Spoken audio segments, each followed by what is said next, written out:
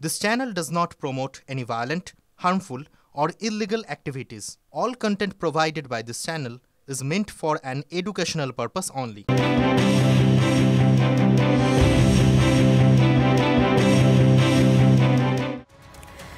আজকে আমাদের প্রত্যেকের মতুয়াগড়ে নজর ছিল মুখ্যমন্ত্রী মমতা বন্দ্যোপাধ্যায়ের বক্তব্যে, কিন্তু তার যাওয়ার আগে যে বিষয়টা ঘটলো তা নিয়ে এখন আলোচনা চলছে। কারণ কপ্টার ইস্যু, কপ্টারের ইন্স্যুরেন্স মেয়াদ পার হয়েছে।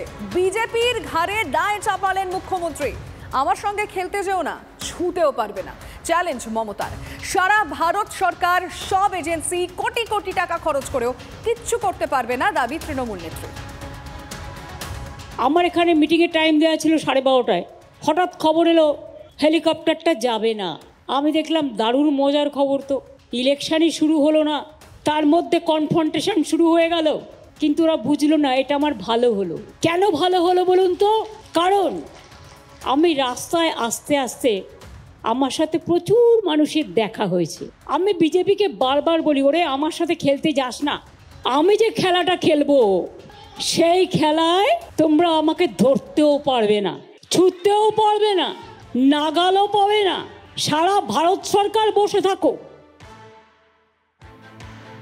কিন্তু জানেন কি, এই কপ্টার সংঘাতেই সেম সাইড স্নেহাশিসের। কারণ যেখানে দাঁড়িয়ে মুখ্যমন্ত্রী মমতা বন্দ্যোপাধ্যায় এই কপ্টার ইস্যুর একদম দায় সম্পূর্ণভাবে বিজেপির দিকে ঠেলে দিচ্ছে, সেখানে তিনি বললেন যে একটা গাফিলতি রয়েছে। মুখ্যমন্ত্রী কপ্টারের ইন্স্যুরেন্স মেয়াদ পার হয়েছে, বনগাঁয় সড়ক পথে যেতে হয়েছে মুখ্যমন্ত্রীকে, যে নিয়ে আমরা দেখতে পেলাম, শুনলাম যে বিজেপিকে নিশানা করেছেন মুখ্যমন্ত্রী মমতা বন্দ্যোপাধ্যায়। আর সেখানে দাঁড়িয়ে স্নেহাশিস চক্রবর্তী তিনি কিন্তু বলছেন যে গাফিলতি রয়েছে এবং সেই কারণেই আজকে এরকম একটা ঘটনা ঘটলো। কপ্টারের রক্ষণাবেক্ষণের দায়িত্বে থাকা কোম্পানিকে ইতিমধ্যেই শোকজ করা হয়েছে। আমরা যে সংস্থাকে দিয়েছি তার দায়িত্ব হচ্ছে সে তার বৈধ কাগজপত্র ফিট রাখবে। সেইখানে এই ধরনের একটা মুখ্যমন্ত্রীর মিটিংয়ে দিতে পারলো না, এটা তো তার জন্য আমরা শোকজ করছি, এটা দেখছি। এবং জুলাই মাসে আবারও টেন্ডার হবে, আমরা তখন বিবেচনা করব যে পাবে কি পাবে না।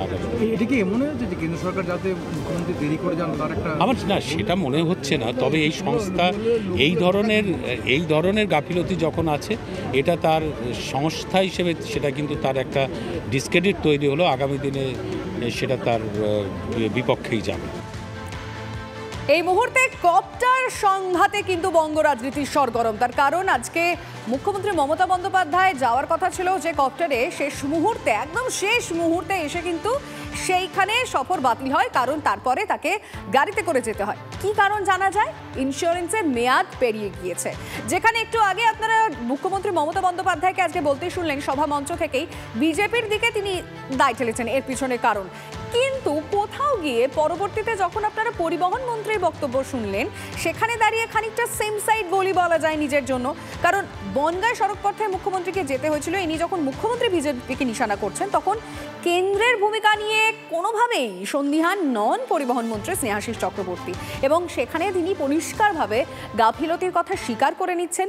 এবং যে সংস্থা এই রক্ষণাবেক্ষণের দায়িত্বে রয়েছে ইতিমধ্যেই, সেই সংস্থাকে কিন্তু শোকজ করা হয়েছে। বিজেপি নেতা রাহুল সিনহা আমাদের সঙ্গে এই মুহূর্তে রয়েছেন। রাহুল বাবু, আজকে মুখ্যমন্ত্রীর কপ্টারে যাওয়ার কথা ছিল, কিন্তু সেখানে তিনি যেতে পারেননি। মুখ্যমন্ত্রী নিয়ে বিজেপিকে নিশানা করেছেন, কিন্তু কেন্দ্রের ভূমিকা নিয়ে কোনোভাবেই পরিবহন মন্ত্রী স্নেহাশিস চক্রবর্তী এবার সন্দিহান নন। কি বলবেন?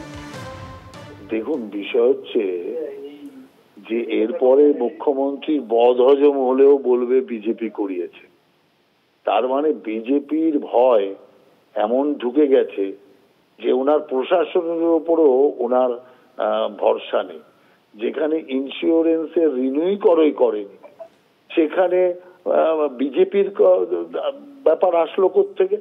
তার মানে ওনার দপ্তরের অপদার্থতা, ওনার দপ্তরের অযোগ্যতা, সেটাকে বিজেপির ওপর চাপাতে চাইছে। অর্থাৎ প্রতি ক্ষেত্রে যে রাজনীতি করার একটা মানসিকতা, এর থেকে বোঝা যায়। এবং মুখ্যমন্ত্রী যে সব সময় মিথ্যে কথা বলেন, এটাই তার সবচেয়ে বড় প্রমাণ যে হেলিকপ্টারের ইন্স্যুরেন্স ফেল হয়ে হেলিকপ্টারে উঠেও নেমে গেলেন। তার মানেটা হচ্ছে এটাই যে 26-এও এই যে উঠতে শুরু করেছে হেলিকপ্টার, ঠিক 26-এ গিয়ে নেমে পড়বে। অতএব 26-এই ভবলীলা সঙ্গ, এটাই তার সবচেয়ে বড় প্রমাণ। আপনাকে ধন্যবাদ। হেলিকপ্টার সংস্থার সঙ্গে চুক্তি না করায় চড়তে পারেননি, কটাক্ষ করলেন শুভেন্দু অধিকারী। আরে আপনার হেলিকপ্টারের লাইসেন্স নেই, কে আটকেছে? আমি দেখিয়ে দেব কাগজ। আপনি টাকা দেননি হেলিকপ্টার কোম্পানির সঙ্গে, আপনার চুক্তি রিনিউয়াল করেননি, তাই আজকে হেলিকপ্টারে আপনি চড়তে পারেননি। ভীষণ কষ্ট। তবে এবার আমাদের মালদায় নজর রাখতে হচ্ছে, কারণ সেখান থেকে খবর আসছে ইংরেজ বাজারে আবারও এক শাসক দলের নেতা খুন। আমরা দেখছি বিগত কয়েক মাস ধরে এই খবর আসছে ব্যাক টু ব্যাক, যেখানে দেখা যাচ্ছে তৃণমূল কর্মীর মৃত্যু, আবারও দেহ উদ্ধার হয়েছে। কালিয়াচকের বাসিন্দা ওবায়দুল্লাহ খান গতকাল বিকেল থেকে নিখোঁজ ছিলেন। সকালবেলা ইংরেজ বাজারের আমবাগান থেকে তৃণমূল কর্মীর দেহ উদ্ধার। আমাদের কাছে প্রশাসনিক লেভেলে খবর, তাতে মাথার পিছনে লেগেছে। এখন সেই লাগাটা কিসের আঘাত সেটা আমরা হয়তো তদন্তর পরিপ্রেক্ষিতে বুঝতে পারবো। অপরাধী তার কোনো পলিটিক্যাল রং হয় না, তারা পলিটিক্যাল আশ্রয় নেয়। ফলে যেই এই ঘটনাটা ঘটিয়েছে আমরা কড়াভাবে এটা তদন্ত করে শাস্তি আমরা দাবি করছি। গোটা পশ্চিমবঙ্গ জুড়ে তৃণমূল কংগ্রেস এক জঙ্গল রাজ সৃষ্টি করেছে এবং এই জঙ্গল রাজ সাধারণ মানুষকে খুন সন্ত্রাস থেকে শুরু করে স্তম্ভিত করে দিয়েছে। কালিয়াচকে গতকালের যে খুনের জন্য আমরা ধিক্কার জানাই ভারতীয় জনতা পার্টি, তৃণমূল কংগ্রেসের সরকার এবং ব্যর্থ প্রশাসন। অত্যন্ত মর্মান্তিক একটা খবরে আমাদের নজর রাখতেই হচ্ছে। 3 মাসের নাতিকে খুন ঠাকুমার। এখানেই শেষ নয়, 3 মাসের নাতিকে পুকুরে ছুঁড়ে ফেলে দেওয়ার পরেও ঠাকুমা নির্বিকার। খুনের অভিযোগে গ্রেফতার করা হয়েছে ঠাকুমাকে। এই ঘটনার সামনে আসতেই উত্তপ্ত হাওড়ার ডোমজুড়। শাস্তির দাবিতে বিক্ষোভ দেখাচ্ছেন এলাকাবাসীরা। কেন নাতিকে খুন করলো ঠাকুমা, তদন্ত করছে পুলিশ। ঠাকুমা ফেলে দিয়েছে, ঠাকুমাকে যাই সবাই মিলে করছে যে তুমি কাঁদনি, কিছু না, খোঁজাখুঁজি করছো না, তুমি চুপ করে রয়েছো, তাহলে তুমি জানো বাচ্চারা কোথায়। তখন বলছে আমি জলে ফেলে দিচ্ছি, আমি ভাত বাড়িনি, মরে যাবে। এটাও ঠাকুমা বললো। স্বাভাবিক ছিলেন না? স্বাভাবিক তো বটেই। 3 মাসের বাচ্চা অর্ণব ব্যানার্জি নাম। মৃতদেহ পাওয়া গেছে, আমরা এখন দেখছি আইনের যা আছে আমাদের ইনভেস্টিগেশনে। বাড়ি থেকে পাওয়া গেছে না, বাচ্চাটা পুকুরে পাওয়া গেছে। এই মুহূর্তে ভয়ঙ্কর একটা দুর্ঘটনার খবর আসছে। নিউ টাউনের সিটি সেন্টারের সামনে একটি বাসের সামনে এক যুবতী, তিনি বাসের চাকায় পিষ্ট হয়ে হাত বাদ গেল। বাসের সামনে বাইক থেকে পড়ে যান যুবতী, আর ঠিক সেই সময় যুবতীর ডান হাতের ওপর দিয়ে বাসের চাকা চলে যায়। সঙ্গে সঙ্গে দেহ থেকে বিচ্ছিন্ন হয়ে যায় হাত। স্থানীয় বেসরকারি হাসপাতালে ভর্তি যুবতী। আমরা ছবিটা দেখাচ্ছি, কিন্তু এই মুহূর্তে আপনাদের আরও একবার জানিয়ে রাখতে চাইব ভয়াবহ দুর্ঘটনা সিটি সেন্টার 2 এর সামনে হয়েছে। সরকারি বাসের চাকায় পিষ্ট হয়ে হাত বাদ গেছে যুবতীর। যেই সময় দুর্ঘটনা ঘটেছিল একটি বাইকে ছিলেন, বাইক থেকে যুবতী পড়ে যান, আর ঠিক সেই সময় এই সরকারি বাস ওই যুবতীর ডান হাতের ওপর দিয়ে চলে যায়, আর সঙ্গে সঙ্গে দেহ থেকে বিচ্ছিন্ন হয়ে যায় তার হাত।